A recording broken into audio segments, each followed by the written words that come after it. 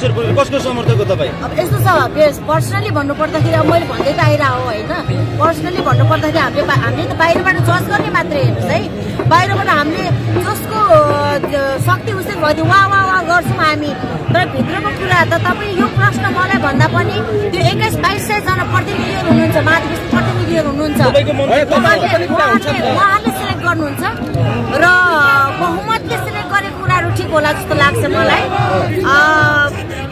भन्ने पर्दाखेरि केपी ओली भनिन्छ।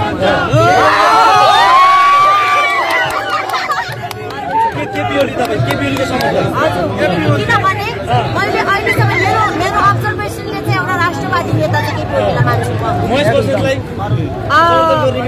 महेश बस्नेत राम्रो, एकदमै राम्रो हुन्छ नि।